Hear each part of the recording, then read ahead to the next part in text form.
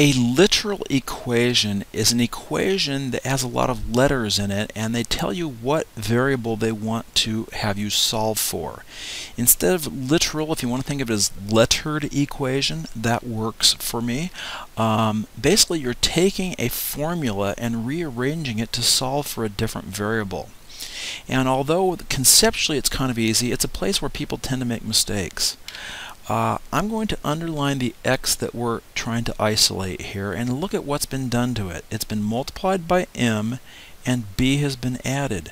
So we're going to begin by subtracting b on each side, and that will give us y minus b is equal to mx. And then we want to divide each side by m. Now how you do this, there's actually a choice. You can either do what I've done right there, write y minus b all over m is equal to x, or some people, when they do their division, divide each the y and the b separately by m, and they write y over m minus b over m is equal to x. Both of these are equivalent and both are acceptable as answers. Just realize that when we're solving literal equations, there is sometimes more than one way to write your solution. In this second problem, to solve for b squared, we want to subtract off this a squared on each side. And so very simply we're going to have b squared is equal to c squared minus a squared. That was just a quick one-step problem, which is perfectly fine. In this next problem, we see a fraction, and always, as a general rule, when you have a fraction in an equation, clear the denominator by multiplying through by the least common denominator, which in this case is 3. That will get rid of those fractions all at once. We will now have 3v is equal to pi r squared h.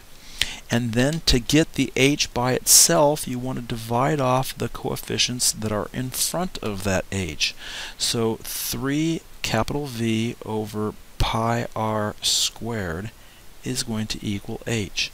Now again, when you're solving with literal equations, watch out for capitals versus lower cases, because sometimes you have more than one of a particular letter and you need to keep the capitalization or the lowercase as is given to you in the problem.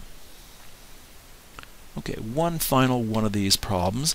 We're trying to isolate the w, which is part of the wz term. So we will begin by subtracting xy from each side of the equation. That will give us negative wz is equal to ab minus xy. At which point you want to get that w by itself, so you really want to divide off negative z. Now there are two ways to write this solution. I'm going to say w on the left can either equal ab minus xy all over negative z, or optionally, if you don't want to do it that way, you could divide each term by negative z and say w equals, that's a z down below, ab over negative z plus xy over z. Or, personally, there's another way we could do this. We could actually say keep the positive term first and rewrite this bottom one as w equals xy over z minus ab over z. Notice I've given you 3 different ways to write this solution, or to rewrite this equation solving for w, all of which are equivalent. Personally, I like the bottom one over the other two. I don't like having a -1 coefficient down in the denominator.